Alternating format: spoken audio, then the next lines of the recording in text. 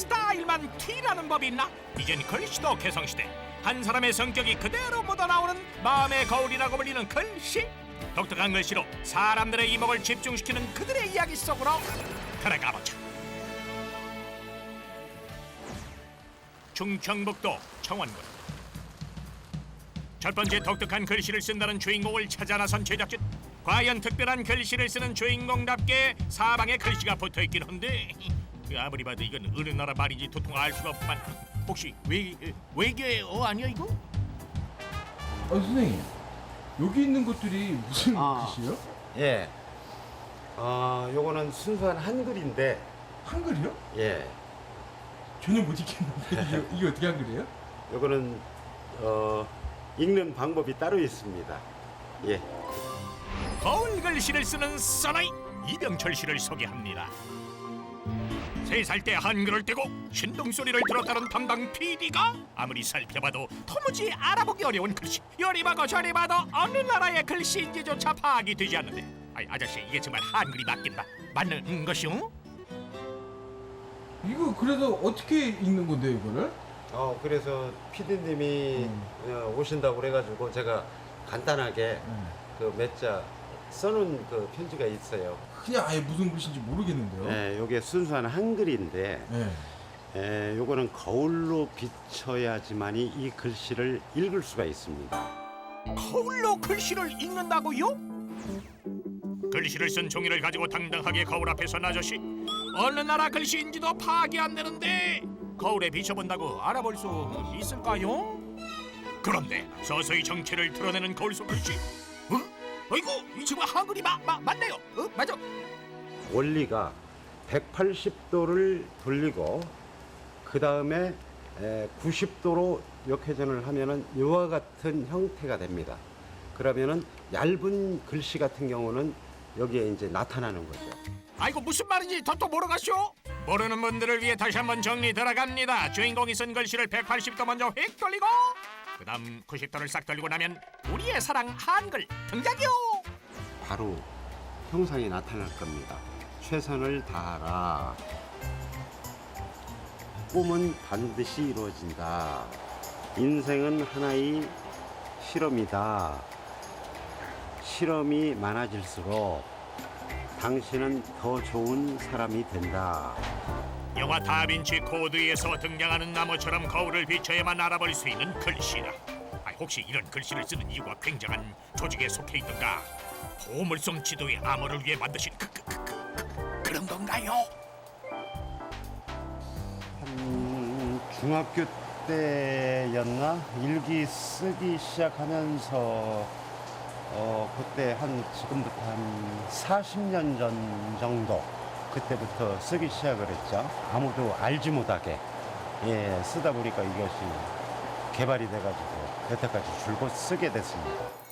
여기까지 왔으니까 글씨 쓰는 방법 배워가긴 해야겠죠? 기억, 니은 배우듯 이름부터 단계별 학습 들어가 주시고 아이고 따라가려면 아직 멀었어. 모르겠는데요. 이게 이제 사인이 되는 거예요. 이렇게. 대충 쓴 것 같지만 거울에 비춰보면 또박또박한 글씨. 이거 보면서 쓰는데도 굉장히 헷갈리네요. 그러니까 요게 이제 180도를 돌리고 그 다음에 또 90도로 다시 돌리니까 270도가 되는 거죠. 그래서 어렵고 그래서 난해한 거죠. 휴게소를 운영하면서 손님이 없는 시간이면 틈틈이 거울 글씨를 쓴다는 주인공. 보는 사람이 무슨 글씨를 쓰는지는 몰라도 한석봉 저리 가라 하는 화려한 필력을 자랑하는데 그래서인지 이 동네에서 이병철이란 사람은 몰라도 그의 글씨만큼은 아이들보다 유명하단다. 근데 그 글씨 비자금 숨겨놓은 거 써놓으면 유용하겠어요? 예? 일반 사람들은 못 읽죠. 거울 없으면 못 읽겠는데. 네, 못 읽어요. 다 같이 읽기 이렇게 해놓으면 좋을 것 같은데 글귀 뭐, 내용도 좋고.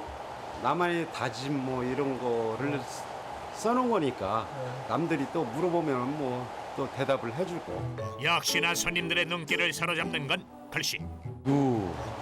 유병위수송 아니에요? 하지만 전문 글씨의 읽는 방법도 제각각 동그랗게 커진 눈처럼 궁금증도 커져가는데 역시나 거울 한번 비춰보면 금방 이해가 된다.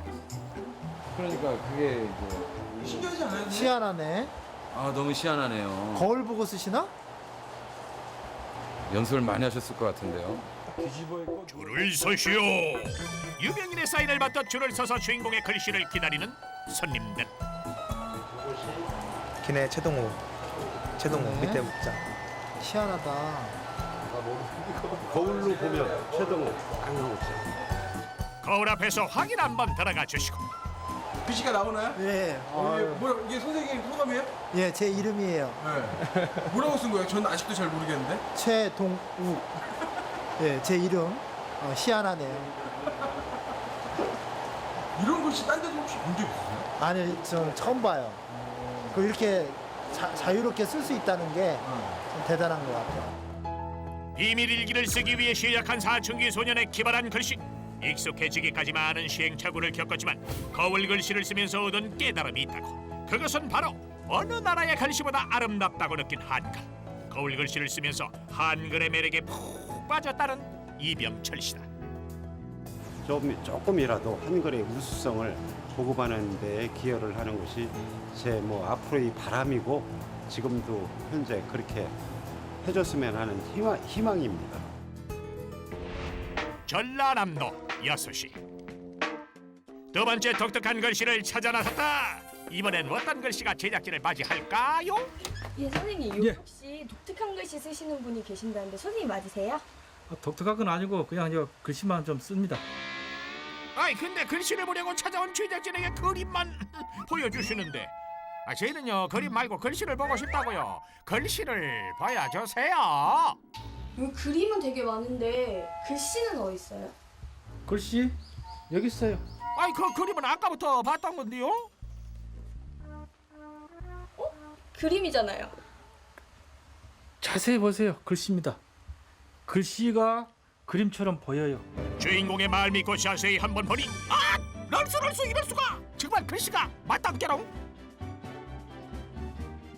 글씨로 그린 거예요. 글씨로 그림을 그리는 남자 곽영호 씨를 소개합니다. 언뜻 보기엔 평범해 보이는 그림이 사실은 곽영호 씨가 한자 쓴 글씨. 아니 그 그림이라는데 근데 빼곡하게 쓴 글은 도대체 무슨 내용일까 궁금하다. 궁금이야. 화평하고 진실한 말로 편지를 써서 이건 성경에 있는 구절인데요. 혹시 그럼 그 두꺼운 성경책을 다 쓴 건 아니겠죠? 구약 성경 한 권 쓸 때 11개월 정도 걸리더라고요. 11개월. 그 신약 성경 두 번 쓰는 것은 하나는 152일, 하나는 45일 그렇게 두 번에 걸쳐서 썼고. 100만 자가 넘는 성경책을 한 번도 아니고 3번을 썼다는 주인공? 그렇다면 작품 수도 어마어마할 것 같은데 몇 점이나 그리신 건가요? 800개 정도는 집에 있을 것 같고 자, 만들어서 선물하고 한 개 한 100, 한 20, 30개 정도 된다 그러면 전부 하면 지금까지 한 900, 한 40개, 50개. 그 작은 글씨로 950점이나 그리셨다고요? 여기서 확인 들어갑니다. 일단 액자에 들어가 있는 그림, 선물한 그림을 제외하고도 온 집안을 꽉 차게 메우는 주인공의 작품들. 글씨가 아주 가지런한 것이 그림으로 완성된 게 신기할 따름이다. 보기 좋게 흘러다 보니까 똑같은 간격, 가지런히 정리된 그런 필요가 있죠. 그게. 16년 동안 글씨로 그림을 그리면서 나름의 비결도 생겼다. 일단 밑그림은 따로 그리지 않고 좌우 4mm 간격으로 점을 찍고 자를 이용해 글씨를 쓴다고. 곡선이 들어간 부분엔 글씨를 더 작게 써야 하는 섬세함도 필요하다는데 이때 글을 힘들게 하는 건 어깨의 통증도 지루함도 아닌 받침이 많이 들어간 글자란다. 드디어 30분 만에 글씨로 그린 그림 완성이요. 일반 뭐 사무실 행사할 때나 아니면 뭐 개업 기념 선물로 받은 볼펜들도 모아가지고 쓰는 모습이냐 궁금하신 분들이 많이 있어서 지난번 요거 세트 한 권 쓸 때 모아놓은 볼펜입니다. 28자로. 이 28자로 가지고 구약 성경 한 권을 다 썼습니다. 이거 자체로. 그야말로 온 정성을 다해 한자 써내려간 글씨들. 깨알 크기의 글씨는 물론 알록달록 색깔까지 다르게 표현했으니 곽영호 씨의 정성이 얼마나 들어갔는지 알 수 있는데 근데 왜 글씨로 그림을 그리기 시작한 겁니까?